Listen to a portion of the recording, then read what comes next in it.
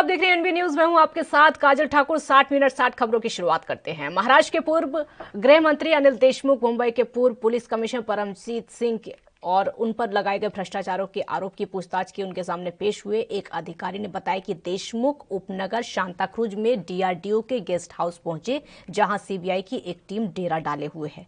उन्होंने बताया कि सीबीआई ने सोमवार को एक नोटिस जारी करके देशमुख को परमबीर सिंह और निलंबित पुलिस अधिकारी सचिन वाजे की ओर से खिलाफ लगाए गए आरोपों में उनके सिलसिले में जांच को कहा था, जिसके बाद बुधवार को सीबीआई के सामने पेश हुए। आपको बता दें कि बॉम्बे हाई कोर्ट ने पिछले हफ्ते सीबीआई को देशमुख के खिलाफ लगाए परमबीर सिंह के आरोपों की शुरुआती जांच के निर्देश दिए थे। उधर देशमुख ने अपने ऊपर लगे आरोपों से पहले ही इनकार कर रखा है, लेकिन सरकार को घिरता देखकर उन्होंने अपने पद से इस्तीफा दे दिया था, जिसके बाद सरकार बीजेपी के निशाने पर आ गई।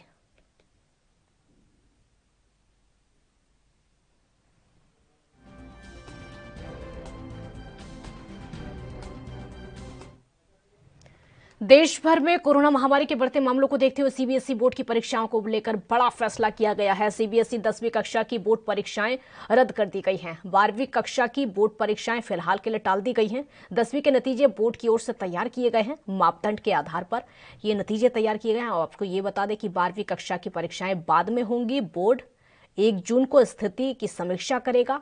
परीक्षाओं की शुरुआत से पहले कम से कम 15 दिनों तक नोटिस दिया जाएगा। ये जानकारी शिक्षा मंत्रालय ने दी है। केंद्रीय शिक्षा मंत्री रमेश पोखरियाल ने कहा कि 4 मई से 14 जून तक आयोजित होने वाली 10वीं की बोर्ड परीक्षाएं रद्द कर दी गई हैं। 10वीं क्लास के छात्रों को आंतरिक मूल्यांकन के आधार पर अगली क्लास में भेजा जाएगा। अगर कोई छात्र मूल्यांकन से संतुष्ट नहीं है तो कोरोना से हालात सामान्य होने पर वो परीक्षा दे सकता है। सीबीएसई की परीक्षा को रद्द करने या फिर आगे बढ़ाने को लेकर उठ रही मांगों के मद्देनजर पीएम मोदी ने आज शिक्षा मंत्रालय के साथ एक उच्च स्तरीय बैठक की थी। इसी बैठक में फैसले के बाद ही शिक्षा मंत्रालय ने परीक्षाओं को रद्द और स्थगित करने की घोषणा की थी।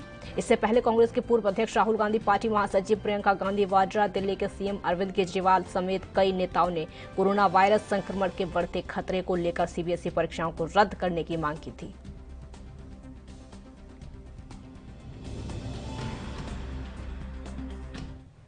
बंगाल में चुनाव प्रचार जारी है और इसी दौरान राज्य में भारी संख्या में भीड़ जुट रही है। कोरोना गाइडलाइंस के उल्लंघन के बीच में चुनाव आयोग ने अब 16 अप्रैल को कोलकाता में सर्वदलीय बैठक बुलाई है। बैठक में सभी दलों से कोरोना गाइडलाइंस के पालन को लेकर चर्चा करेगा। और आपको बता दें कि चुनाव प्रचार के दौरान सभी दलों की ओर से आयोजित चुनावी रैलियों में भारी भीड़ जुट रही है। साथ ही प्रचार के दौरान कोरोना गाइडलाइंस का पालन बिल्कुल भी नहीं किया जा रहा है। ऐसे में कोलकाता हाईकोर्ट ने सख्त रुख अख्तियार करते हुए सभी जिलाधिकारियों से राजनीतिक कार्यक्रम में कोरोना की स्थिति पर नजर रखने को कहा है। साथ ही हाईकोर्ट ने निर्देश जारी किया है, कोरोना की स्थिति जांच के लिए अगर उन्हें उचित लगे तो सोशल डिस्टेंसिंग का पालन कराने के लिए धारा 144 भी लागू कर दें। कोर्ट ने कहा कि बंगाल में चुनावी कार्यक्रम के दौरान कोरोना नियमों का सख्ती से पालन कराने की जिम्मेदारी अधिकारी और चुनाव अधिकारियों की है। चुनाव के दौरान चुनाव आयोग की तरफ से जारी दिशा निर्देशों का सख्ती से पालन किया जाना चाहिए।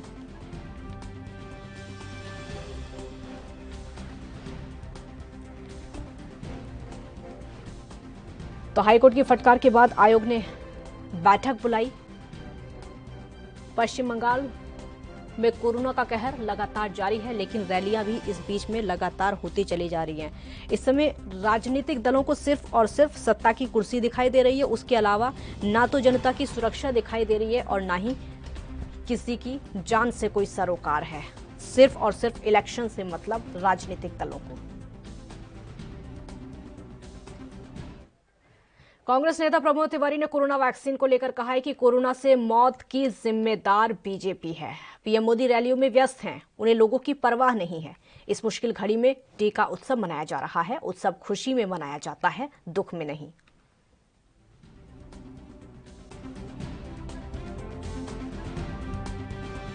सिर्फ एक विकल्प है कि निःशुल्क वैक्सीन सब देशवासियों को लगाई जाए, उसके निर्यात पर रोक लगाई जाए, अस्पतालों को तैयार किया जाए, मरीज लौटाए न जाएं, बल्कि मरीज वहां पर दाखिल किए जाएं, उनका इलाज हो।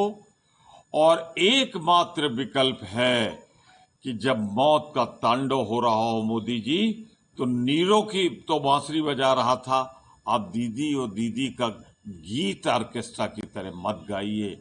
ये जले पर जख्म है, तांडव हो रहा है। और उस समय मोदी जी कह रहे हैं टीका उत्सव मनाओ। अरे उत्सव तो खुशहाली में होता है, नग्न लाशों पर तांडव हो रहा है। मैं सिर्फ ये कहूंगा, इसका एकमात्र कारण है आपने वैक्सीन जो बनाई हिंदुस्तानियों को नहीं दी, निःशुल्क नहीं दी, 82 देशों को बाहर भेज दी, और जो बची वो आपने बांग्लादेश में जाके बंगाल के चुनाव के लिए करोड़ों उनको दे आए। प्रदेश में जहां हालात ये हैं कि मुख्यमंत्री का कार्यालय जो सर्वाधिक सुरक्षित है, वहां भी कोरोना, मुख्यमंत्री खुद चले गए हैं आइसोलेशन में, तो आम जनता के क्या हालात होंगे। 1 साल तैयारी नहीं की, वैक्सीन बेच दी, और जो बचा खुचा था कोई इंतजाम नहीं अस्पतालों में किया। इन मौतों के जिम्मेदार भाजपा की केंद्र की सरकार और प्रदेश की सरकार है। इनके लिए चुनाव जरूरी है, जनता की जान नहीं।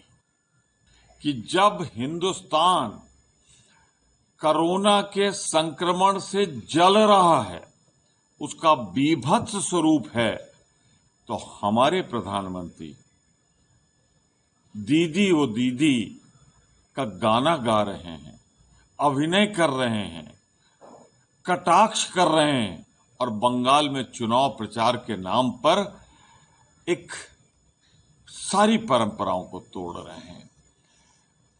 ठीक कहा लोगों ने, मोदी है तो मुमकिन है। आज तक कभी अस्पतालों में तो लाइन लगी थी, पर 8-8 घंटे एम्बुलेंस खड़ी रहे अस्पताल में दाखिल होने के लिए।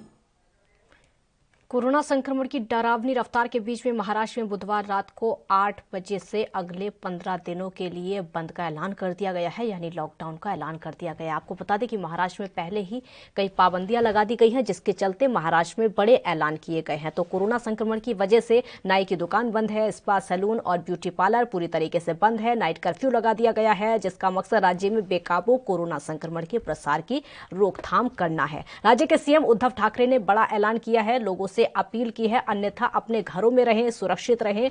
इसके साथ ही उन्होंने ये भी कहा है कि जब जरूरी हो तभी घर से बाहर निकले, वरना अपने घर से बाहर ना निकले। कई तरह की बातें ऐसी कही हैं कि अपने घरों में रहें, बहुत जरूरी हो तभी घर से बाहर निकले। कई पाबंदियां इस समय महाराष्ट्र में सरकार की तरफ से लगा दी गई हैं।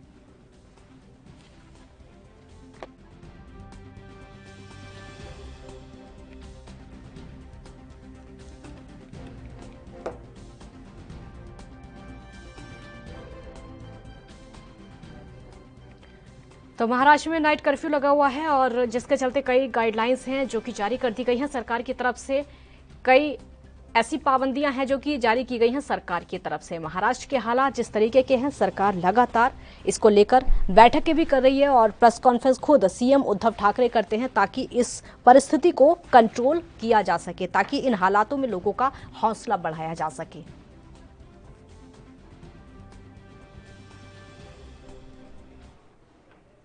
तो देश भर में कोरोना संक्रमण के मामले लगातार तेजी से बढ़ते जा रहे हैं। इसको लेकर सरकार सख्ती बरतने के आदेश भी जारी कर रही है। वहीं जालौन में लगातार मरीजों की संख्या में इजाफा होता जा रहा है।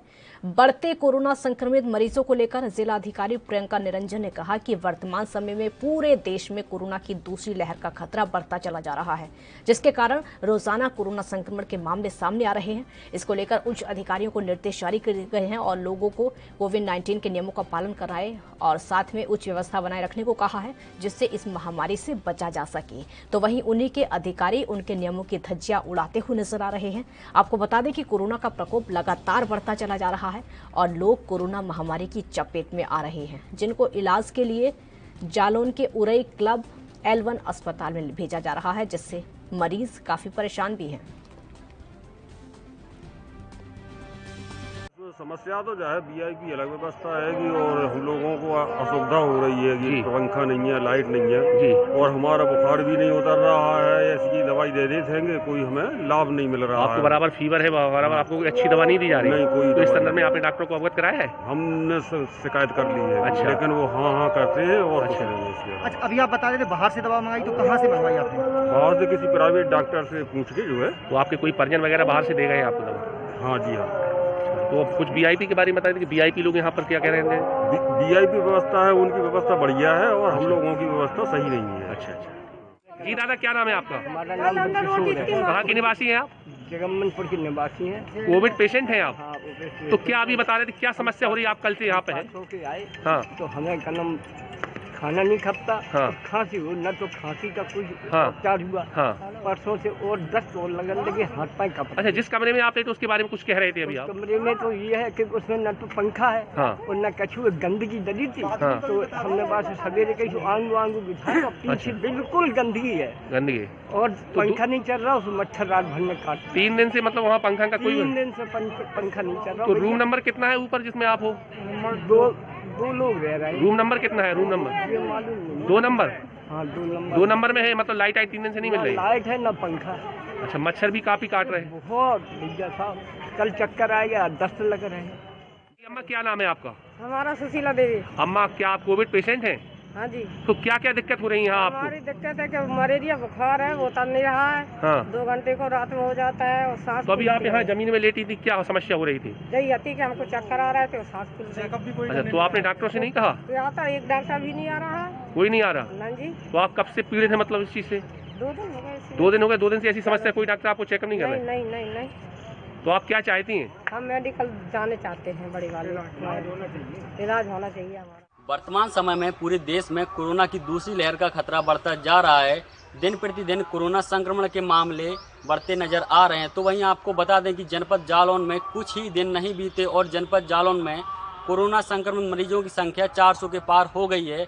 तो वहीं आपको बता दें कि कोरोना संक्रमित मरीजों को बढ़ते हुए देखकर जिलाधिकारी प्रियंका निरंजन ने उच्च अधिकारियों को निर्देश दिए गए थे कि कोविड-19 के नियमों का पालन कराएं व उच्च व्यवस्था बनाए रखें, जिससे इस महामारी से बचा जा सके।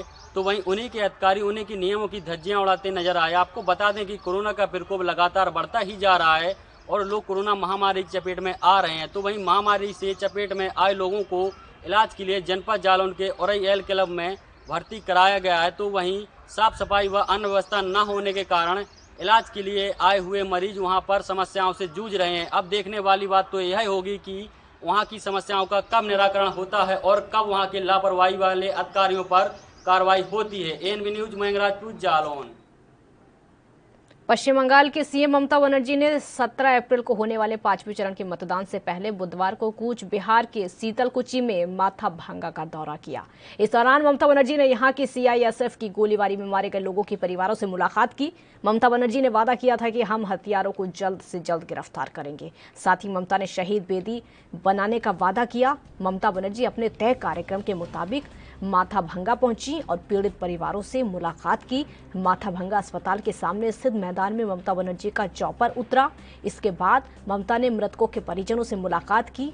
ममता बनर्जी से मुलाकात करने के लिए चारों मृतक युवक के परिवार वाले सुबह से माथा भंगा पहुंचे हुए थे। और आपको बता दें कि पीड़ित परिवारों से मुलाकात के बाद ममता बनर्जी ने कहा कि यहाँ पर मेरी कोई रैली नहीं थी, लेकिन परिवार से मिलने आई हूँ।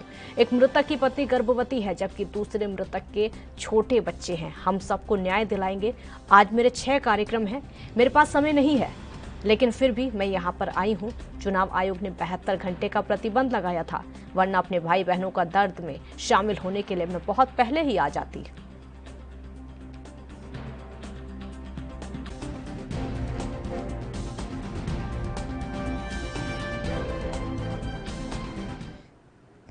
पंजाब विधानसभा नेता की अगर बात करें तो यहां पर नेता प्रतिपक्ष हरपाल सिंह चीमा ने सुखबीर सिंह बादल पर हमला बोला है। चीमा ने कहा है कि अकाली दल ने भेदभाव किया है, किसानों की पीठ पर छुरा मारा है। पंजाब के लोगों को सब पता है, बच्चे बच्चे को पता है कि अकाली दल धोखे की पार्टी है। प्रवादी पार्टियां लगातार पंथ के नाम से लंबा अरसा राज करके पंथ की पिठ से भी छुरा मारिया। 2015 ਦੇ ਗੁਰੂ ਗ੍ਰੰਥ ਸਾਹਿਬ ਦੀ ਬੇਅਦਬੀ ਕੀਤੀ, ਕਿਸਾਨਾਂ ਦੇ ਨਾਂ ਤੇ ਲੰਬਾ ਅਰਸਾ ਰਾਜ ਕਰਕੇ ਕਿਸਾਨਾਂ ਦੀ ਪਿੱਠ ਛੁਰਾ ਮਾਰਿਆ ਤੇ ਨਿਕਾਲੇ ਕਾਨੂੰਨ ਲੈ ਕੇ ਆਂਦੇ ਨੇਗੇ। ਹੁਣ ਕਹਿ ਰਹੇ ਨੇ ਕਿ ਅਸੀਂ ਦਲਤਾਂ ਨੂੰ ਡਿਪਟੀ ਮੁੱਖ ਮੰਤਰੀ ਬਣਾਵਾਂਗੇ। ਇਹ ਸਿਰਫ ਤੇ ਸਿਰਫ ਮੈਂ ਸਮਝਦਾ ਲਾਰੇ ਨੇਗੇ। ਪੰਜਾਬ ਦੇ ਲੋਕਾਂ ਨੂੰ ਪਤਾਗਾ ਕਿ ਕਿਸ ਤਰ੍ਹਾਂ ਦਲਤ ਬੱਚਿਆਂ ਦਾ ਵਜ਼ੀਫਾ, ਕਿਸ ਤਰ੍ਹਾਂ ਸਕਾਲਰਸ਼ਿਪ ਸਕੈਮ ਪ੍ਰਕਾਸ਼ ਸਿੰਘ ਬਾਦਲ ਦੀ ਸਰਕਾਰ 'ਚ ਹੋਇਆ, ਸੁਖਬੀਰ ਸਿੰਘ ਬਾਦਲ ਦੀ ਸਰਕਾਰ 'ਚ ਹੋਇਆ। ਲੱਖਾਂ ਹੀ ਵਿਦਿਆਰਥੀ, ਹਜ਼ਾਰਾਂ ਹੀ ਵਿਦਿਆਰਥੀ ਜਿਹੜੇ ਦਲਤ ਵਿਦਿਆਰਥੀ ਉਹ ਸਿੱਖਿਆ ਤੋਂ ਵਾਂਝੇ ਰਹਿ ਗਏ। ਪੰਜਾਬ ਦੇ ਦਲਤਾਂ ਨੂੰ ਜਿਹੜੀਆਂ ਸਹੂਲਤਾਂ ਮਿਲਦੀਆਂ ਸੀ ਬਿਲਕੁਲ ਬੰਦ ਹੋ ਚੁੱਕੀਆਂ ਸੀ। ਇਹਦੇ ਰਾਜ ਦੇ ਵਿੱਚ ਅੱਜ ਇਹ ਡਰਾਮੇ ਕਰ ਰਹੇ ਨੇਗੇ। ਬੱਚੇ ਨੂੰ ਪਤਾਗਾ ਕਿ ਅਕਾਲੀ ਦਲ ਇੱਕ ਧੋਖੇਬਾਜ਼ ਪਾਰਟੀ ਆ। ਅਕਾਲੀ ਦਲ ਪੰਜਾਬ ਵਿੱਚ ਸਭ ਤੋਂ ਨਫ਼ਰਤ ਵਾਲੀ ਪਾਰਟੀ ਬਣ ਚੁੱਕਿਆ। ਸੋ ਇਸੇ ਗੱਲ ਕਰਕੇ ਕਦੇ ਦਲਤਾਂ ਨੂੰ ਡਿਪਟੀ ਸੀਐਮ ਬਣਾਉਣ ਦੀ ਗੱਲ ਕਰਦੇ ਨੇ, ਕਦੇ ਹੋਰ ਲਾਰੇ ਲਾਉਣ ਦੀ ਗੱਲ ਕਰਦੇ ਨੇ। ਅੱਜ ਬੱਚੇ ਨੂੰ ਪਤਾ ਹੈ ਕਿ ਪਰਿਵਾਰਕ ਪਾਰਟੀ ਆ, ਸਿਧਾਂਤਾਂ ਤੋਂ ਉਖੜੀ ਹੋਈ ਪਾਰਟੀ ਆ। ਇਹਦਾ ਕੋਈ ਸਿਧਾਂਤ ਨਹੀਂ, ਕੋਈ ਸਿਰ ਪੈਰ ਨਹੀਂ ਹੈਗੇ। ਅਕਾਲੀ ਦਲ ਦੇ ਪ੍ਰਧਾਨ ਸੁਖਬੀਰ ਸਿੰਘ ਬਾਦਲ ਜੀ ਜਿੱਥੇ ਵੀ ਜਾਂਦੇ ਨੇ ਕੋਈ ਨਾ ਕੋਈ ਐਲਾਨ ਕਰਦੇ ਰਹਿੰਦੇ ਨੇ। ਪਰ ਲੇਕਿਨ ਮੈਂ ਸਮਝਦਾ ਇਹ ਸਾਰਾ ਕੁਝ ਜਿਹੜਾ ਹੈ ਝੂਠ ਬੋਲਿਆ ਜਾ ਰਿਹਾ, ਕੁਫਰ ਤੋਲਿਆ ਜਾ ਰਿਹਾ। ਬੱਚੇ ਨੂੰ ਪਤਾਗਾ ਕਿ ਅਕਾਲੀ ਦਲ ਨੇ ਆਪਣੇ ਰਾਜ ਦੇ ਵਿੱਚ ਕਿੰਨੇ ਧੋਖੇ ਦਲਤਾਂ ਨਾਲ ਕੀਤੇ, ਦਲਤਾਂ ਦੀਆਂ ਨੌਕਰੀਆਂ ਖੁੰਝਾਂ ਗਈਆਂ, दलता ने खिलवाड़ किया गया, वजीफे। पंजाब सरकार ने राज्य की मंडियों में गेहूं की खरीद 10 अप्रैल से शुरू करवाई है। सरकार के आदेश के बाद मानसा के गांव धींगड़ में अनाज मंडी में गेहूं की खरीद शुरू नहीं होने से गुस्साए किसानों ने बरनाला सिरसा हाईवे पर धरना लगा दिया। किसानों ने भारतीय किसान यूनियन डकौदा और उग्राहा की अगुवाई में धरना लगाकर आवाजाही बंद कर दी। साथ ही जिले की मंडियों में गेहूं की फसल की खरीद शुरू करने की मांग की। वहीं मौके पर आए फूड सप्लाई कंट्रोलर ने किसानों को गेहूं की खरीद शुरू करवाने का आश्वासन दिया।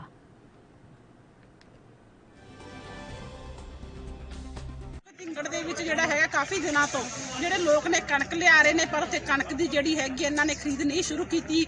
ਡੀਸੀ ਸਾਹਿਬ ਨੂੰ ਵੀ ਮਿਲਿਆ ਗਿਆ ਸੀ, ਉਹਨਾਂ ਨੇ ਵੀ ਕਿਹਾ ਸੀ, ਭਰੋਸਾ ਦਿਵਾਇਆ ਸੀ, ਪਰ ਉਸ ਭਰੋਸੇ ਦੇ ਬਾਵਜੂਦ ਜਿਹੜੀ ਅੱਜ ਤੱਕ ਕਣਕ ਦੀ ਖਰੀਦ ਸ਼ੁਰੂ ਨਹੀਂ ਹੋਈ। ਤੇ ਜਿਹੜੇ ਅੱਜ ਲੋਕ ਨੇ ਇਸੇ ਲਈ ਜਿਹੜੇ ਸੜਕਾਂ ਤੇ ਬੈਠੇ ਨੇ, ਕਿਉਂਕਿ ਅੱਜ ਆਪਾਂ ਸਾਰੇ ਹੀ ਜਾਣਦੇ ਹਾਂ 14 ਅਪ੍ਰੈਲ ਨੂੰ ਬਾਬਾ ਸਾਹਿਬ ਦਾ ਜਿਹੜਾ ਜਨਮ ਦਿਨ ਮਨਾਇਆ ਜਾ ਰਿਹਾ। ਸਾਰੀ ਦੁਨੀਆ ਉਹਨਾਂ ਦੇ ਉਹਨਾਂ ਦੇ ਸਿਧਾਂਤਾਂ ਦੀ ਪਾਲਣਾ ਦੇ ਲਈ ਜਿਹੜੀ ਨਜ਼ਮਬੰਦ ਹੋ ਰਹੀ ਹੈ, ਪਰ ਅੱਜ ਸਾਨੂੰ ਆਪਣੀਆਂ ਫਸਲਾਂ ਨੂੰ ਵੇਚਣ ਦੇ ਲਈ ਜਿਹੜੇ ਇਹਨਾਂ ਸੜਕਾਂ ਤੇ ਰੁਲਣਾ ਪੈ ਰਿਹਾ। ਸੜਕ ਇਹੀ ਹੈਗਾ ਕਿਉਂਕਿ ਜਿਹੜੇ ਸਾਨੂੰ ਦਿਸ ਰਿਹਾ ਵੀ ਆਉਣ ਵਾਲੇ ਦਿਨਾਂ ਦੇ ਵਿੱਚ ਜਿਸ ਤਰ੍ਹਾਂ ਮੋਦੀ ਸਰਕਾਰ ਦਾ ਅਸੀਂ ਤਿੰਨੇ ਕਾਨੂੰਨ ਲਾਗੂ ਕਰਨ ਦੇ ਵਿੱਚ ਹਰ ਇੱਕ ਸਰਕਾਰ ਆਪਣਾ ਜਿਹੜਾ ਯੋਗਦਾਨ ਪਾ ਰਹੀ ਹੈ। ਇਹੀ ਤਰੀਕੇ ਨੇ ਵੀ ਕਿਵੇਂ ਨਾ ਕਿਵੇਂ ਜਿਹੜੀ ਕਿਸਾਨ ਹੈ ਉਹਨੂੰ ਫਸਲਾਂ ਤੋਂ ਜਿਹੜਾ ਵੰਜਿਤ ਕੀਤਾ ਜਾਵੇ, ਉਹਨਾਂ ਦੀ ਫਸਲਾਂ ਦੇ ਸਹੀ ਭਾਅ ਉਹਨਾਂ ਨੂੰ ਮਿਲਣਾ। ਐਫਸੀਆਈ ਵਾਲੇ ਮੇਰਾ ਮੀਨਾ ਜੀ ਆ ਰੱਖੇ ਨੇ, ਆਜੋ ਮੀਨਾ ਜੀ ਇੱਧਰ। ਤੇ ਇਹਨਾਂ ਨੇ ਆਸ਼ਵਾसन ਦਿੱਤਾ ਸਾਰੀ ਮੰਡੀ ਵਿੱਚ ਅੱਜ ਪਰਚੇਜ਼ ਹੋਏਗੀ हर हालत ਵਿੱਚ। बारदाना हैगा, बारदाने। त्रिस्तरीय पंचायत चुनाव के लिए पहले चरण का प्रचार मंगलवार को समाप्त हो गया था और अब 15 अप्रैल को सुबह 7 बजे से शाम को 6 बजे तक प्रदेश के 18 जिलों में पहले चरण के लिए चुनाव होगा। पहले चरण में 18 जिला पंचायतों के 789 वार्ड में 11,749 उम्मीदवार, क्षेत्र पंचायतों के 19,313 वार्ड में 71,418 उम्मीदवार, 14,789 ग्राम पंचायतों में प्रधान पद के 1,08,562 और 1,86,583 ग्राम पंचायत वार्ड में 1,07,283 उम्मीदवार चुनावी मैदान में हैं। तो आपको बता दें कि पंचायत चुनाव के लिए उम्मीदवार बीते 1 महीने से जोर शोर से प्रचार कर रहे थे। इस चुनाव में सपा, बसपा, कांग्रेस और बीजेपी सभी की निगाहें टिकी हैं।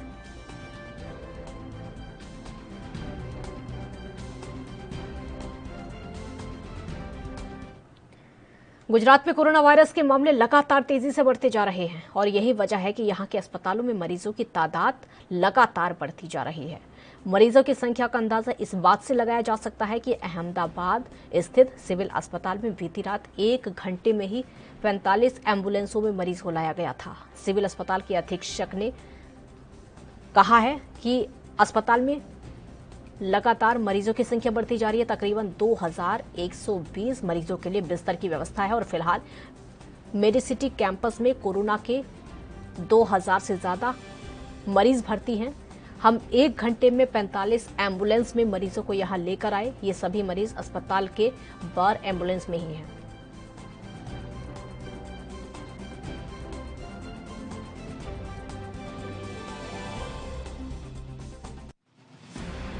तो डेली के 2800 से 2900 इमरजेंसी आ रही थी पिछले 10 दिन से पहले की बात करूं तो, लेकिन 10 दिन से लगातार 4500 4600 के आसपास की इमरजेंसी आ रही है।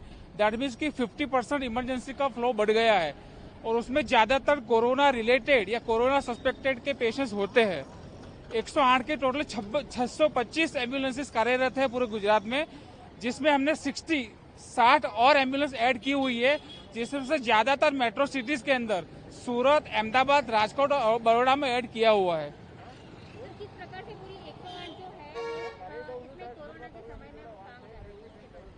जी 108 के बारे में तो आपने सुना होगा और कितना अच्छा काम कर रही है पिछले 14 साल से।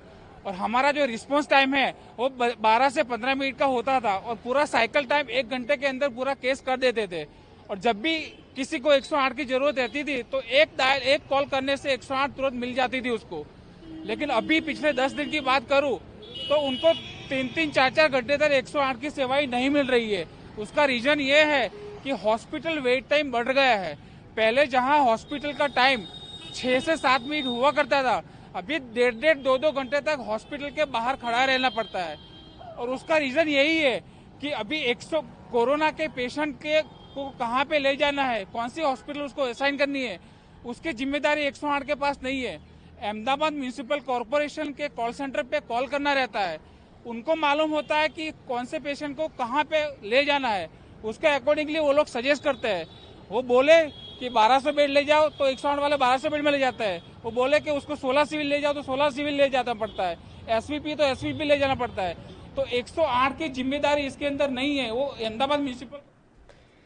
बाबा साहेब भीमराव अम्बेडकर की 130वीं जयंती पर अंबाला छावनी में भी कार्यक्रम का आयोजन किया गया, जिसमें हरियाणा के गृह एवं स्वास्थ्य मंत्री अनिल विज बतौर मुख्य अतिथि शिरकत करने पहुंचे।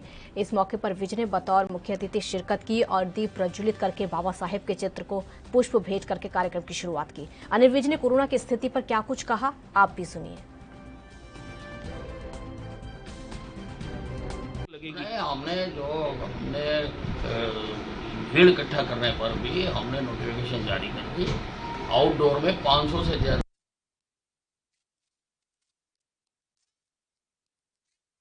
हमने भीड़ इकट्ठा करने पर भी हमने नोटिफिकेशन जारी कर दी। आउटडोर में 500 से ज्यादा, चाहे धार्मिक हो, राजनीतिक हो, सामाजिक हो, सोशल हो, पारिवारिक हो, 500 से ज्यादा इकट्ठे नहीं कर सकते। इनडोर में 200 से ज़्यादा इकट्ठे नहीं कर सकते और फ्यूनरल में 20 से ज़्यादा इकट्ठे नहीं कर सकते हैं। और सख्ती से हमने अधिकारी को कह दिया कि सख्ती से लागू करो।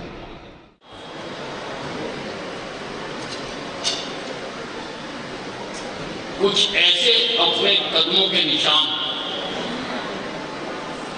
बना जाते हैं जो युगों युगों तक लोगों को चलने का रास्ता दिखाता है। ऐसी ही विभूति बाबा साहब थे,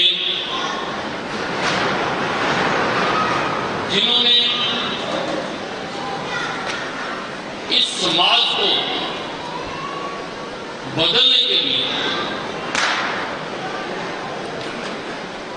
इस समाज में उनके जन्म के समय जो असमानता थी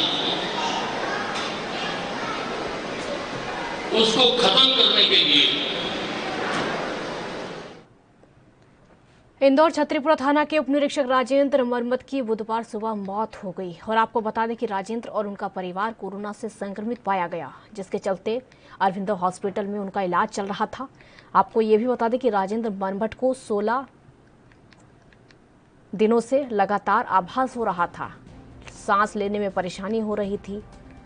हॉस्पिटल में जब लाया गया तो हॉस्पिटल वालों ने मृत घोषित कर दिया। वहीं एसआई की मौत की सूचना से पुलिस विभाग में शौक की लहर दौड़ पड़ी है।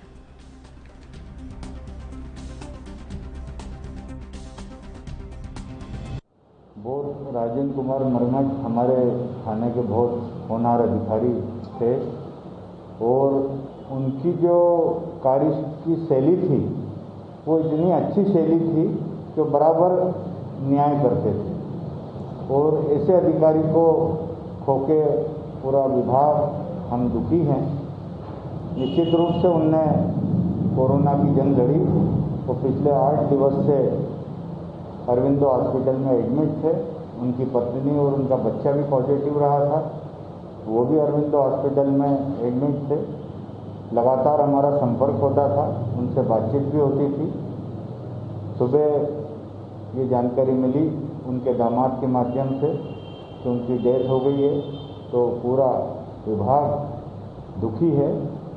पर क्योंकि ये महामारी पूरे विश्व में फैली हुई है, निश्चित रूप से हम इसको महामारी को हराएंगे और हम सभी स्टाफ वाले ड्यूटी के प्रति सतर्क हैं और ड्यूटी कर रहे हैं।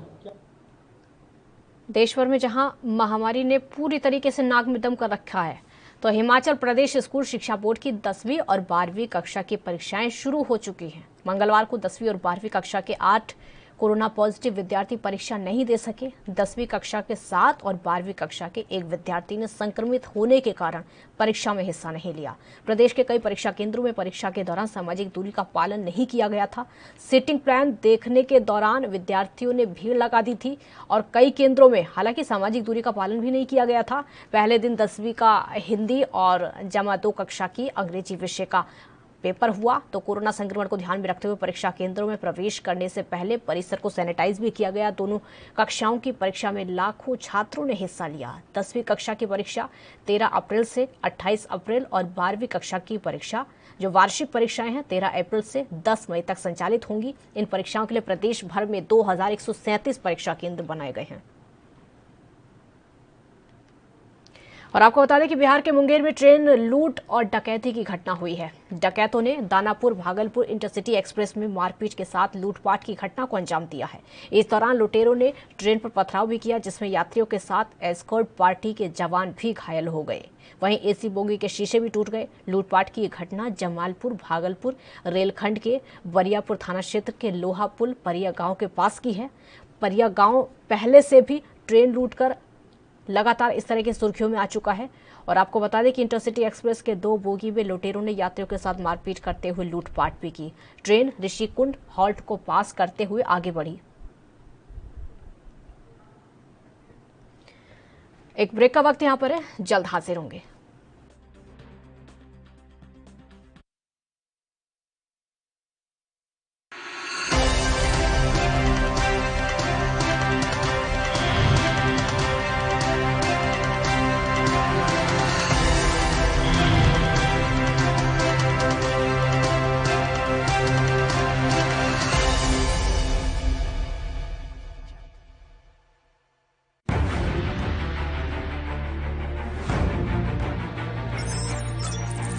खबर चाहे सियासत की हो या सरकार की,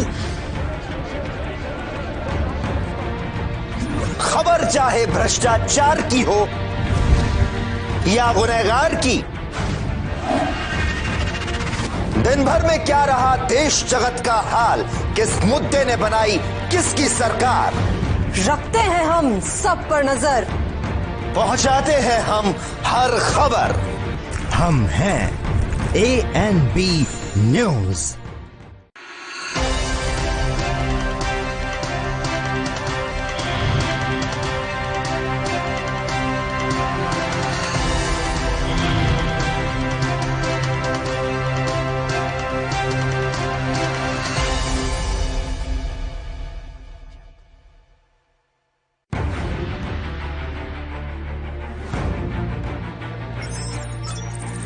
खबर चाहे सियासत की हो या सरकार की, खबर चाहे भ्रष्टाचार की हो या गुनहगार की, दिन भर में क्या रहा देश जगत का हाल, किस मुद्दे ने बनाई किसकी सरकार, रखते हैं हम सब पर नजर, पहुंचाते हैं हम हर खबर। हम हैं ANB न्यूज।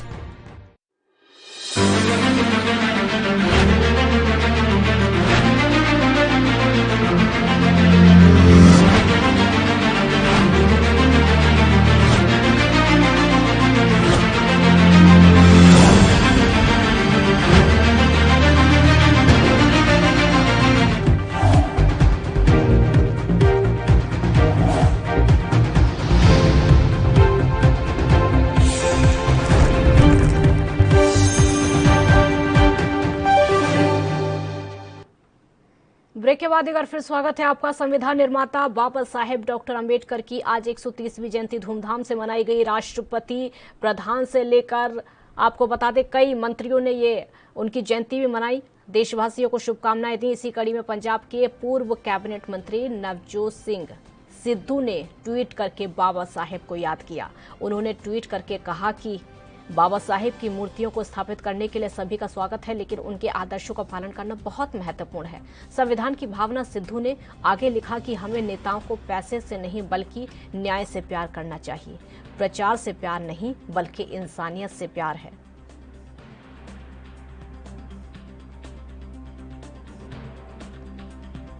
तो आज बाबा साहेब की 130वीं जयंती देश भर में मनाई गई। संविधान निर्माता बाबा साहेब को कहा गया है क्योंकि आज पूरा देश उनकी जयंती मनाते हुए दिखाई दिया। जगह जगह कार्यक्रम आयोजित किए गए। हर जगह लगभग सभी ने अपने अपने तरीके से आज बाबा साहेब की जयंती मनाई। मध्य प्रदेश में कोरोना के मामलों से हाहाकार मचा हुआ है। राज्य के कई शहरों में कोरोना से हालात बेकाबू हो चुके हैं। इनमें इंदौर का भी नाम शामिल है। इंदौर में बढ़ते मामलों के बीच में जिला प्रशासन ने राधा स्वामी सत्संग व्यास मैदान को कोविड केयर सेंटर में बदल दिया है और इस कोविड केयर सेंटर में कोरोना संक्रमित मरीजों को रखे जाने की व्यवस्था की गई है। नोडल अधिकारी ने बताया कि यहां पर संक्रमित मरीजों को आइसोलेशन में रखा जाएगा। नोडल अधिकारी अमित मालाकार ने बताया कि यहां पर कोविड केयर सेंटर में 10 ब्लॉक होंगे, जिसमें हर ब्लॉक में 50 बेड की व्यवस्था की जाएगी। इस तरह पहले चरण में 500 बेड और दूसरे चरण में 1000 बिस्तरों की व्यवस्था की जाएगी। उन्होंने ये भी कहा कि अगर आगे भी बेड की संख्या को बढ़ाने की जरूरत पड़ी तो इसे बढ़ाया जाएगा। आगे इसे 2000 तक किया जा सकता है। इसके अलावा यहां पर मरीजों के लिए दवा और खान पान की व्यवस्था होगी। आपको बता दें कि इंदौर शहर में ये दूसरा कोविड केयर सेंटर है।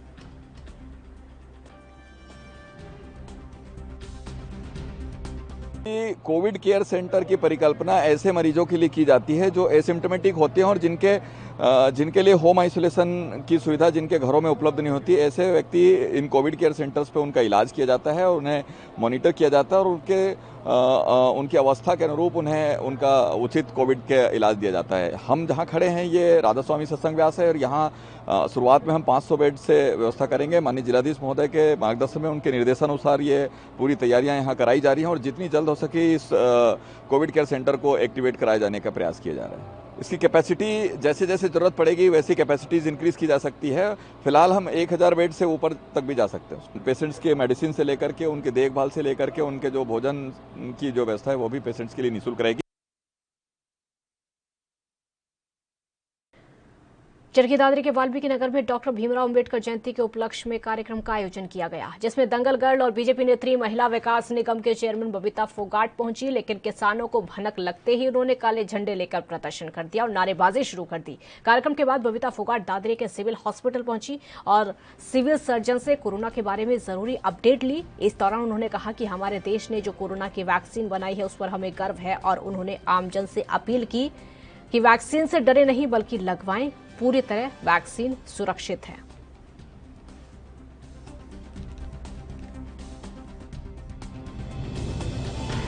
तकरीबन 15-20 लोगों द्वारा जो है ना काले झंडे दिखाने का प्रोग्राम था, उनको साइड में रख दिया था। लेकिन ऐसी कोई आपस में तनाव नहीं हुआ। लोगों को समझा के वापस भेज दिया था और ये प्रोग्राम जो अम्बेडकर जयंती का प्रोग्राम था वाल्मीकि जो इसमें मंदिर में, तो वो अच्छी तरह सड़क पर ही काफी देर पूरी रखा गया। उनको थोड़ी देर बैठे रहे, उनको समझा के फिर वापस कर दिया था। ऐसी कोई बात नहीं, जो ना माने मान ली थी बातें वो चले गए। क्या कोई कानूनी कार्रवाई? नहीं, कानूनी कार्रवाई को बनेगी तो करेंगे ना। लेकिन उन्होंने जो विरोध प्रकट किया था लेकिन वो मानने से चले गए थे वापस। ऐसी कोई कार्रवाई वाली बात नहीं। के साथ उनकी जयंती जो बनाई गई है और डॉक्टर भीमराव अंबेडकर जी, आप सब लोग जानते हैं कि जो हमारे देश का संविधान लिखा था डॉक्टर भीमराव अंबेडकर जी ने लिखा था, जिनके सिद्धांत और उनके मार्ग पे चलते हुए पूरे भारत देश आज उनके मार्ग पे चलता है और उनके सिद्धांतों को अपनाता है। तो हमारे डॉक्टर भीमराव अंबेडकर जी को मैं बताऊंगी कि 1990 के अंदर उनको भारत रत्न पुरस्कार भी दिया गया, जो कि देश का सबसे सर्वोत्तम पुरस्कार माना जाता है। तो उनके सिद्धांतों पे हमें चलना चाहिए और आज हम सबको मिलकर एक संकल्प भी लेना चाहिए कि उनके दिखाए हुए सिद्धांत, उनके दिखाए हुए मार्ग के ऊपर हमें चलना चाहिए। आज ऐसा संकल्प हम सबको लेना चाहिए। उन्होंने हर व्यक्ति को आज़ादी दी है। लोकतंत्र के अंदर हर व्यक्ति को अपनी बात रखने का और अपने बात कहने का अधिकार उन्होंने दिया है।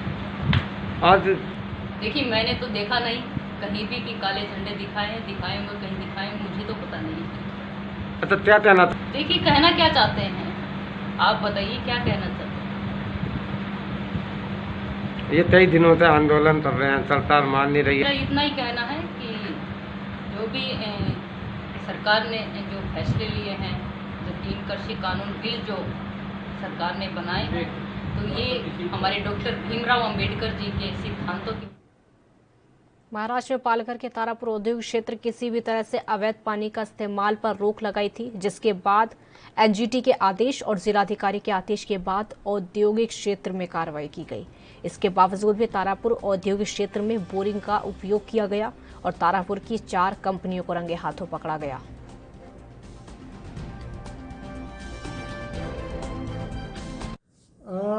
हम ऐसा बोरिंग के लिए हम एरिया में गश्त हमारा चलता रहता है, हम देखते रहते हैं। कल हमने तारापुर में J251, J232, J172 और J92 ये 4 कंपनी में हमने बोरिंग पकड़ा है। बोरिंग को हमने उसका मोटर सब जब्त करके या फिर ज़मीन में डाल के पूरा क्लोज कर दिया। हम इसका रिपोर्ट अभी एमपीसीबी को करने वाले हैं। एमपीसीबी उसके ऊपर आगे कार्रवाई करेंगी। सर, आप पुलिस स्टेशन में गुना दाखिल क्यों नहीं कर रहे हैं? इतना बड़ा अगर ये है, वो अधिकार एमपीसीबी को दिया है। हमने एमआरडीसी से डिपार्टमेंटल उसका ये लिया था ओपिनियन। उन्होंने बोला कि एमपीसीबी को उसका अधिकार है कार्य करने का। तो हम एमपीसीबी को कॉपी हम प्रांत कलेक्टर सबको कॉपी देंगे उसका। मुंबई से सटे पालघर जिले के तारापुर औद्योगिक क्षेत्र में जहां एक और एनजीटी ने आदेश दिया था कि किसी प्रकार से अवैध पानी का इस्तेमाल न किया जाए और उसी को लेकर पालघर के जिलाधिकारी ने भी टैंकर बंदी पे पाबंदी लगाई थी। लेकिन सनराइज प्रोसेस नाम की एक कंपनी इसने धड़ल्ले से इन आदेशों को न मानते हुए बोरिंग लगाया था और बोरिंग चला रहा था। ये बात तब पता चली जब एमआईडीसी के अधिकारियों ने यहाँ पे आके दौरा किया और देखा कि कंपनी धड़ल्ले से बोरिंग चला रही है। इस कंपनी मालिक को ना तो किसी प्रशासन का डर है और न ही किसी तरीके किसी अधिकारी का डर है।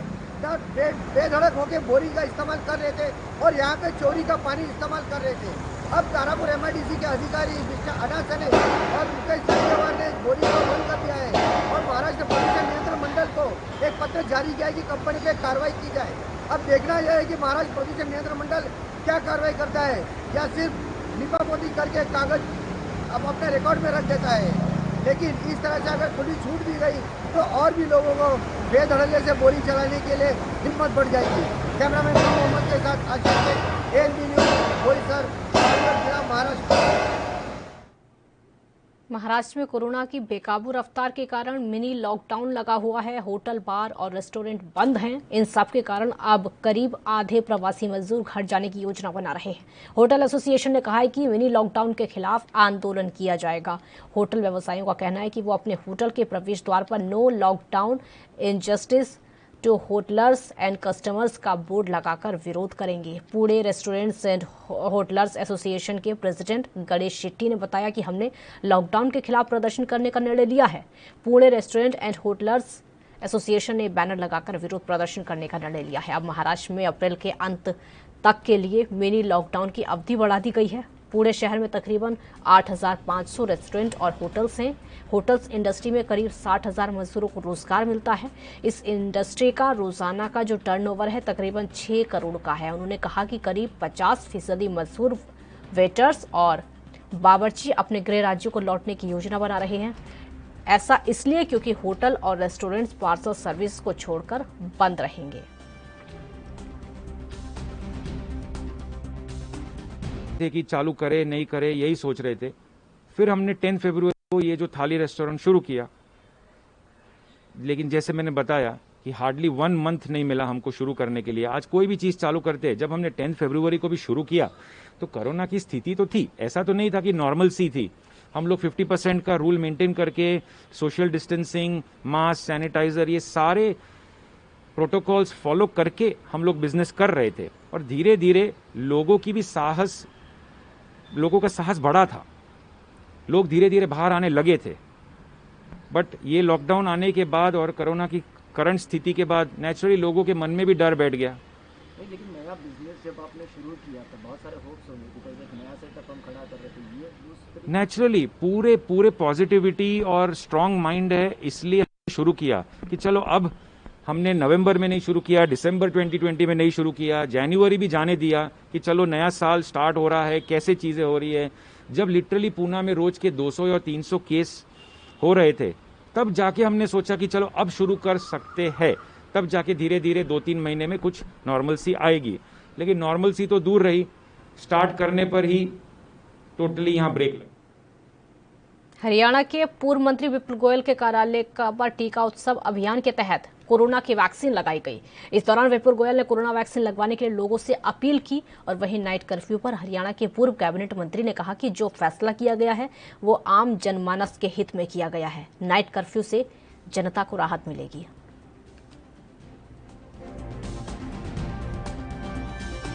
टारगेट निर्धारित किया गया, कितने लोगों को वैक्सीनेशन आज कराया जाएगा? वैक्सीनेशन ज़्यादा से ज़्यादा हो, टारगेट तो है कि ज़्यादा से ज़्यादा सैकड़ों और हज़ारों की संख्या में लोग लगे।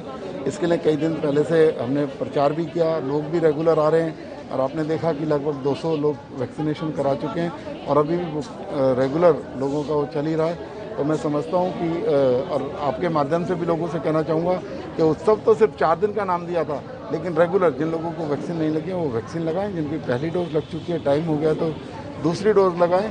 क्योंकि जिस तरीके से महामारी फैल रही है, आज भी आंकड़े बताते हैं कि 1,86,000 केसेज आए थे। तो इससे हम तभी बच सकते हैं जब वैक्सीनेशन लगाएंगे। और जिन लोगों को वैक्सीनेशन की एज के अंदर जो फॉल नहीं करते, जो 45 साल से छोटे हैं, अभी उनको वैक्सीनेशन नहीं हो रहा, उनके लिए भी जल्दी नियम वैक्सीनेशन का वो आने वाला है। लेकिन उससे पहले वो जो हेल्थ डिपार्टमेंट ने कहा है कि अपने सोशल डिस्टेंसिंग रखें, ज़रूरी ना हो तो घर से बिल्कुल ना निकलें, मास्क पहनकर रहें, इस तरीके की नियमावली को अपनाएंगे तभी हम। आंगनवाड़ी वर्करों ने दीनानगर में कैबिनेट मंत्री अरुणा चौधरी के घर के आगे अनिश्चितकाल प्रदर्शन शुरू कर दिया है। प्रदर्शनकारियों का कहना है कि मंत्री ने 2018 में मांगे पूरी करने का भरोसा दिया था, लेकिन अब तक पूरी नहीं हुई हैं, इसलिए मजबूरन उनको ये धरना करना पड़ा। जब तक मांगे नहीं मानी जाएंगी तब तक धरना जारी रहेगा।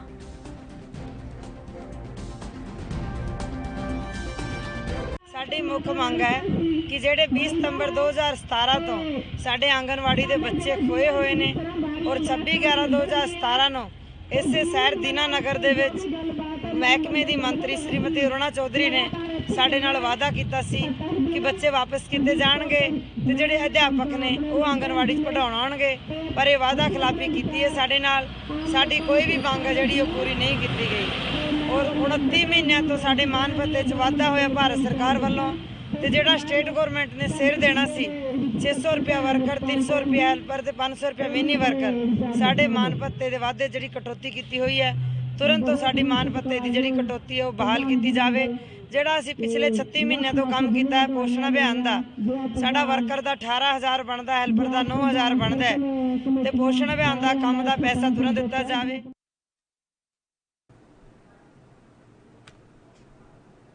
यूपी के मथुरा में अग्निशमन विभाग द्वारा 14 अप्रैल से 20 अप्रैल तक अग्नि सुरक्षा सप्ताह 2021 मनाया जा रहा है। तो अग्निशमन विभाग के अधिकारी कर्मचारी अपनी दमकल गाड़ियों को लेकर पुलिस लाइन पहुंचे। वहां पहुंचने पर वरिष्ठ पुलिस अधीक्षक डॉक्टर गौरव ग्रोवर द्वारा अग्निशमन विभाग के वाहनों को हरी झंडी दिखाकर अग्नि सुरक्षा सप्ताह का शुभारंभ किया गया। अग्नि सुरक्षा सप्ताह के पहले दिन अग्निशमन विभाग द्वारा मथुरा शहर के प्रमुख चौराहों और स्थानों पर अग्निशमन गाड़ियों द्वारा रैली निकाली गई।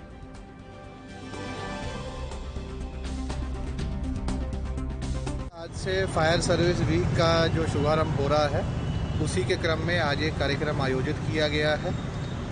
जनपद मथुरा को एक नई फायर सर्विस की गाड़ी भी हम लोगों को प्राप्त हुई है। विशेष रूप से जो हमारे वीर फायर सर्विस कर्मी हैं, जिन्होंने कर्तव्य पथ पर लोगों की जान बचाने के क्रम में अपने जीवन का बलिदान दिया है, उनको भी याद किया जा रहा है।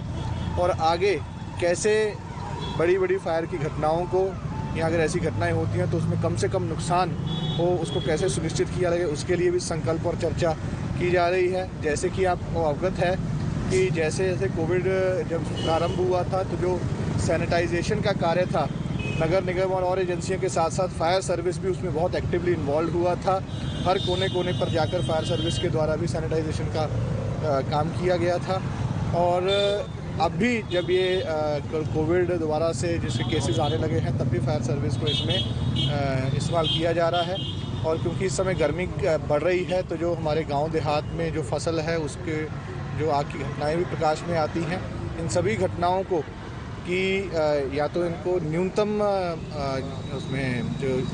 इसमें नुकसान हो, उसके लिए हम लोग कटिबद्ध हैं और मुझे पूर्ण आशा है कि हमारे फायर सर्विस के जितने भी अधिकारी और कर्मी हैं वो पूरे मनोयोग से काम करेंगे।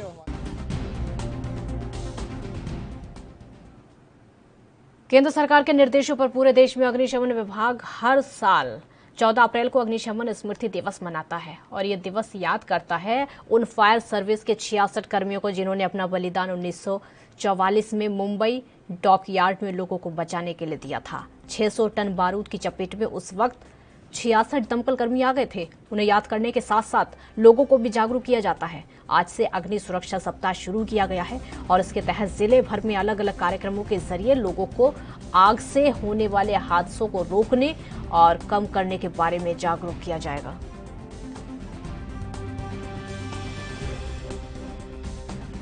देखिए, 14 अप्रैल को हर वर्ष अग्निशमन स्मृति दिवस मनाया जाता है। एक इसमें घटना इसकी हिस्ट्री में है। 1944 में बॉम्बे डॉकयार्ड में एक जहाज़ में भीषण विस्फोट हुआ था जिसमें बारूद लदा था, अन्य सामग्री थी और उसमें हमारे 66 जो फायर सर्विस के कर्मचारी थे वो लोगों की सुरक्षा करते हुए, जान माल की सुरक्षा करते हुए शहीद हो गए थे। उन्हीं की याद में हर वर्ष ये मनाया जाता है और 14 अप्रैल से लेकर 20 अप्रैल तक पूरा अग्निशमन सप्ताह मनाया जाता है जिसमें रैलियां निकाली जाती हैं और जो आग लग जाती है एरिया में, जंगलों में, खेतों में, उसके बारे में किस तरीके से रोकथाम करनी है, क्या उपाय करने हैं, इस तरीके का जन जागरण आम जनमानस में किया जाता है। फायर सर्विस डिपार्टमेंट के द्वारा रैलियां निकाली जाती हैं एवं स्कूलों और व्यापारिक जो प्रतिष्ठान हैं उनमें चेक भी किया जाता है।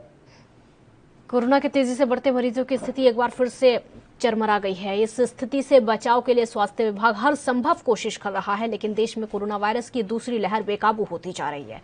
महामारी के बढ़ते प्रकोप के बीच में कई राज्य कोरोना मरीजों को बचाने के लिए ऑक्सीजन की किल्लत से जूझ रहे हैं।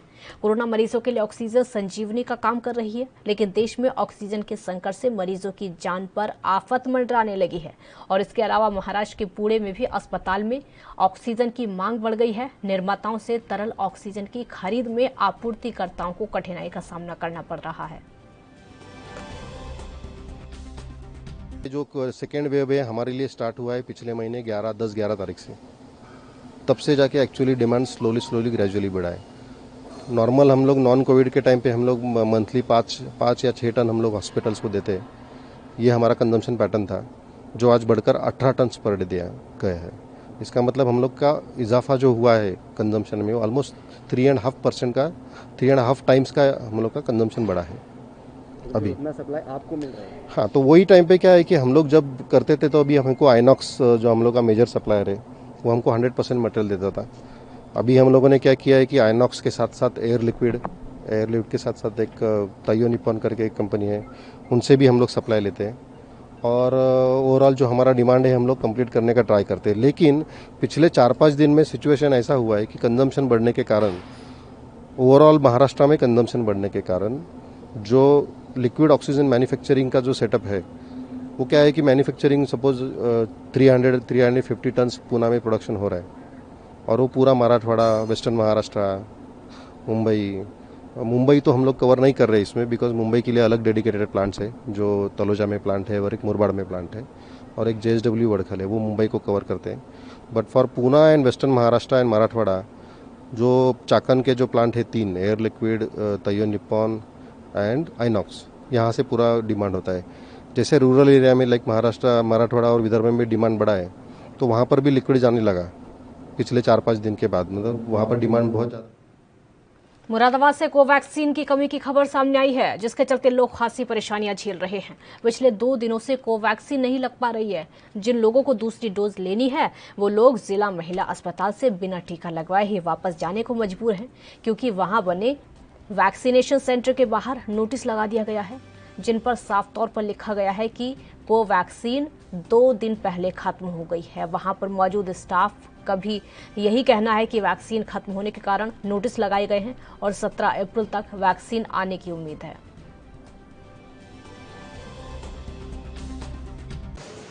अच्छा, अभी वैक्सीनेशन की क्या बात है? वैक्सीनेशन नहीं हो रहा है, क्या वजह क्या है?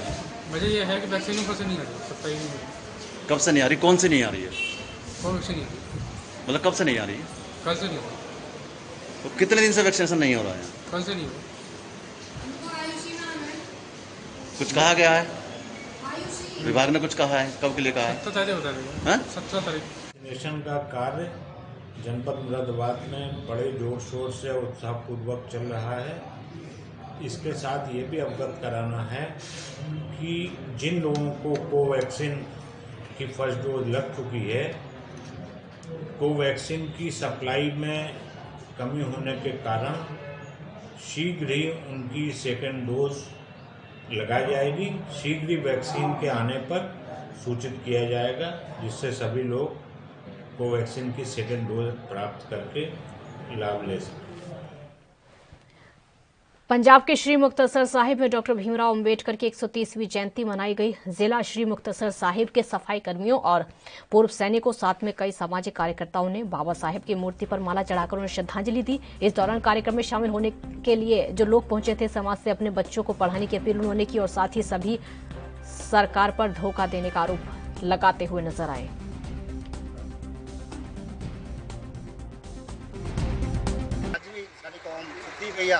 तो उसਨੂੰ ਜਗਾਉਣ ਵਾਸਤੇ ਇਹ ਉਪਰਾਲਾ ਹੋਇਆ ਕਿ ਜੋ ਕਿ ਸਾਡੀ ਕੌਮ ਅੱਗੇ ਵੱਧ ਚੜ੍ਹ ਕੇ ਪੜ੍ਹ ਲਿਖ ਸਕੇ, ਸੰਘਰਸ਼ ਕਰ ਸਕੇ, ਜੋ ਕਿ ਆਉਣ ਵਾਲੀ ਸਰਕਾਰ ਆਪਣੀ ਬਣਾ ਸਕੇ। ਕਿਉਂਕਿ ਮਨੂਵਾਦੀ ਜਿਹੜੀਆਂ ਸਰਕਾਰਾਂ, ਮਨੂਵਾਦੀ ਤਾਕਤਾਂ, ਇਹਨਾਂ ਅੱਜ ਤੱਕ ਸਾਨੂੰ ਧੋਖਾ ਹੀ ਦਿੱਤਾ। ਸਰ, ਜਿਹੜਾ ਯੂਥ ਨਸ਼ਿਆਂ ਦੇ ਰਾਹ ਪੈ ਚੁੱਕਿਆ, ਉਹਨਾਂ ਨੂੰ ਕੀ ਸੰਦੇਸ਼ਾ ਦੇਣਾ ਚਾਹੁੰਦੇ ਆ? ਇਹ ਤਾਂ ਬਾਬਾ ਸਾਹਿਬ ਪਹਿਲਾਂ ਲੈ ਕੇ ਜੀ, ਉਹਨਾਂ ਦੇ ਹੱਥ ਵਿੱਚ ਕਲਮ ਸੀਗੀ, ਉਹਨਾਂ ਦੇ ਹੱਥ ਦੇ ਵਿੱਚ ਕਲਮ ਸੀ। ਉਹ ਨਸ਼ਿਆਂ ਦਾ ਬਹੁਤ ਰਾਜ ਸੀਗੇ, ਉਹ ਤਾਂ ਕਹਿੰਦੇ ਪੜੋ। ਪਰ ਕੀ ਹੈ, ਗਲਤ ਮਨੂਵਾਦੀ ਸੋਚਾਂ ਨੇ ਆਪਣੇ ਬਿਜ਼ਨਸ ਬਣਾ ਕੇ ਇਹ ਨਸ਼ਿਆਂ ਦੇ ਵਿੱਚ ਸਾਨੂੰ ਧਕੇਲਿਆ। ਨਸ਼ਾ ਇਹਨਾਂ ਦਾ ਵਿਕ ਰਿਹਾ, ਖਾ ਗਰੀਬ ਰਹੇ ਆ, ਪੈਸਾ ਇਹਨਾਂ ਦਾ, ਸਾਰਾ ਕੁਝ ਬਿਜ਼ਨਸ ਇਹਨਾਂ ਦਾ, ਇਹ ਸਾਡੇ ਗਰੀਬਾਂ ਨੂੰ ਧੱਕੀ ਜਾਂਦਾ। ਵੱਧ ਤੋਂ ਵੱਧ ਸਮਾਜਿਕ, ਆਰਥਿਕ ਅਤੇ ਰਾਜਨੀਤਿਕ ਤਬਦੀਲੀ ਸਾਡੀ ਆਉਣੀ ਚਾਹੀਦੀ ਆ। ਅਸੀਂ ਰਾਜਨੀਤਿਕ ਤੌਰ ਤੇ ਅੱਗੇ ਆਈਏ ਔਰ ਆਪਣੇ ਸਮਾਜ ਨੂੰ ਅੱਗੇ ਲਿਆ ਕੇ ਜਿਹੜੇ ਆਉਣ ਵਾਲਾ ਸਮਾਂ ਸਾਡਾ ਹੋਵੇ ਭਾਰਤ ਦੇਸ਼ ਵਿੱਚ। ਜੋ ਅੱਜ ਸਾਡੇ ਨਾਲ ਸਰਕਾਰਾਂ ਕਰ ਰਹੀ ਆ ਗਰੀਬ ਪਰਿਵਾਰਾਂ ਨਾਲ, ਉਹ ਬਹੁਤ ਧੋਖਾ ਕਰ ਰਹੀ ਆ। ਮੈਂ ਸਭ ਯੂਥ ਨੂੰ ਬੇਨਤੀ ਕਰਦਾ ਕਿ ਵੱਧ ਤੋਂ ਵੱਧ ਆਪਣੇ ਬੱਚਿਆਂ ਨੂੰ ਪੜ੍ਹਾਓ, ਉਹ ਸਕੂਲਾਂ ਵਿੱਚੋਂ ਭੱਜੋ। ਜੋ ਸਕੂਲ ਕਾਲਜ ਉੱਥੇ ਸਾਡੇ ਸਮਾਜ ਦੇ IAS ਅਫਸਰ ਔਰ PCS ਅਫਸਰ ਪੈਦਾ ਹੋਣਗੇ। ਜੋ ਰਾਜਨੀਤੀ ਵਿੱਚ ਇਹਨਾਂ ਪਾਰਟੀਆਂ 'ਚ ਲੋਕ ਬੈਠੇ ਨੇ, ਉਹ ਸਾਡੀ ਆਵਾਜ਼ ਕਦੇ ਹੱਥ ਨਹੀਂ ਉਠਾ ਸਕਦੇ, ਭਾਵੇਂ ਉਹ ਅਕਾਲੀ ਸਰਕਾਰ 'ਚ ਆ, ਭਾਵੇਂ ਉਹ BP सरकार, भावे कांग्रेस।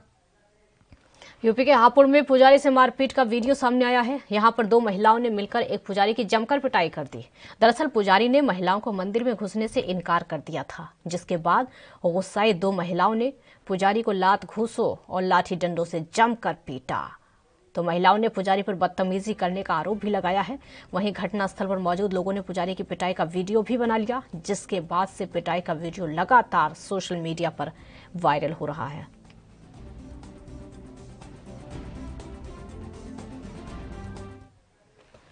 उत्तर प्रदेश में मुरादाबाद के समाजवादी पार्टी से सांसद डॉक्टर ST हसन ने 100 लोगों के साथ में सार्वजनिक तौर पर नमाज पढ़ने की डिमांड की है। तो बीजेपी पर निशाना साधते हुए सांसद ने कहा कि एक तरफ तो बंगाल में चुनाव लड़ रहे हैं, जिसमें लाखों लोगों की भीड़ इकट्ठी है, रैलियां हो रही हैं, लेकिन वहीं दूसरी तरफ उत्तर प्रदेश में पंचायत चुनाव भी आ गए हैं और इसके अलावा शादियों में 100 लोगों को इजाजत है। हम मुसलमान लोग हैं, हमारे यहाँ रमजान मुबारक का महीना बहुत अहम महीना होता है, जिसमें मुसलमान इबादत करते हैं। हम मुसलमान सामूहिक इबादत करते हैं, इसमें 5 लोगों की इजाजत देना कोई औचित्य नहीं है, जबकि 100 लोग शादी में शामिल हो सकते हैं।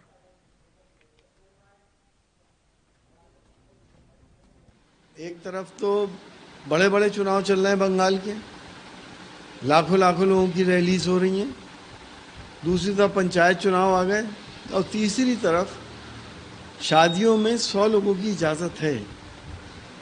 हम सब मजहबी लोग हैं, रमज़ान मुबारक का महीना हमारे लिए बहुत अहम महीना होता है, हम इबादत इसके अंदर किया करते हैं।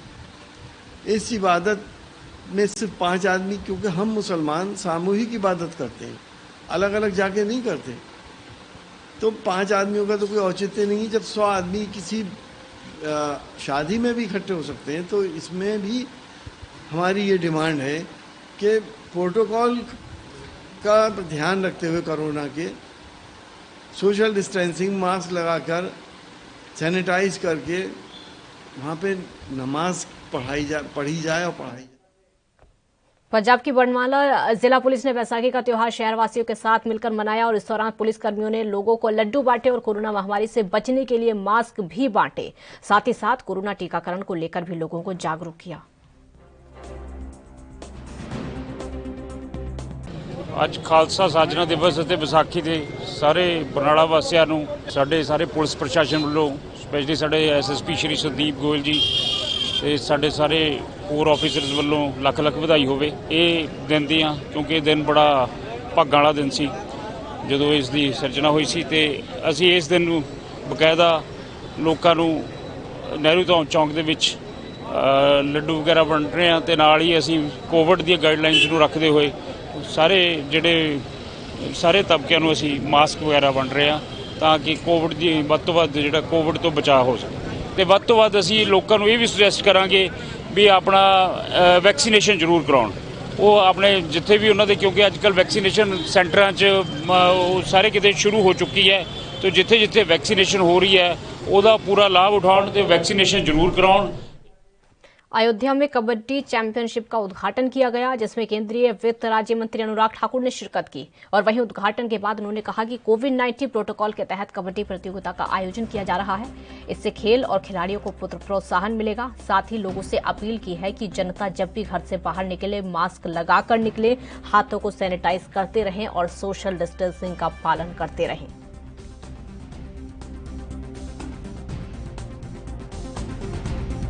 जो कोविड काल के समय भी यहाँ पर शानदार आयोजन किया है और जिस तरह से ज़्यादा भीड़ नहीं होने दी, 100 की संख्या से नीचे सबको रखा, ये अपने आप में बहुत काबिल तारीफ है। इस तरह के आयोजन अगर होते रहें तो ना खेल रुकेगा, ना खिलाड़ियों के अवसर रुकेंगे, बल्कि खिलाड़ियों को और प्रोत्साहन मिलेगा। इसलिए मैं बधाई देता हूँ आयोजन समिति को कि शानदार प्रदर्शन यहाँ पर ही अनुरोध रहेगा। हर कोई कोविड प्रोटोकॉल को लागू करें, 2 गज की दूरी बनाकर रखें, मास्क पहनकर रखें, हाथों को निरंतर साफ। 60 मिनट 60 खबरों में फिलहाल इतना ही। आप देखते रहिए ANB न्यूज। नमस्कार।